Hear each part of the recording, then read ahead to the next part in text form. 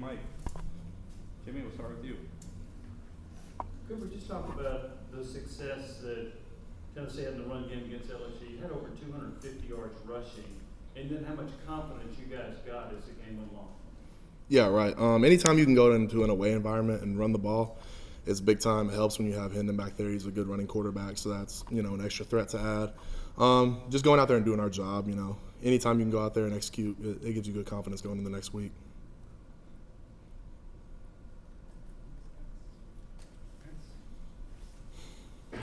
What about those guys that slid in there at left tackle, JJ and Dane? Talk about how they performed. Yeah, definitely. Big time for guys to go in there. Dane doesn't have a lot of experience at left tackle. JJ hasn't played extremely a ton this year. Going out there against guys like 11 and 18, there's some pretty big guys. There's some studs. So anytime you can go out there and hold them to 0 sacks and keep the protection firm, that's a big time. Karthik in the back, and then we'll go to Wes. Okay, being a Knoxville guy, what would it mean for you to be part of a win against Alabama, the first one in quite some time? Yeah, for sure. Big time. It's a home game, so we're just focused on the next opponent. Alabama's a great team. It's a good challenge for us, and we're hoping to come out victorious. Wes. How are y'all as a team, and maybe you personally too, able to kind of keep treating all these games the same when, I guess the fact is, the more you win, the bigger the stakes are for some of these games? Yeah, I would say the big thing is just keeping an even keel, kind of mind and spirit. I'm not a guy that gets too high or too low, so if your whole team kind of stay, on point and get the task at hand done, then you'll stay on track. Austin. Everybody's talked all week about knowing where Will Anderson is at all times. As the center of it, I know that maybe not your responsibility, but at the same time, he does a lot of stunning and moving around. How big is that? How much has that been stressed? Yeah, right.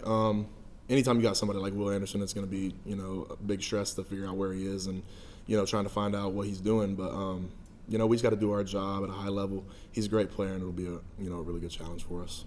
Patrick. I know you guys faced Denver last year in this game after he went to Alabama. What did you see from him? How much has he improved, and what's it going to be like, I guess, facing him again? Yeah, for sure.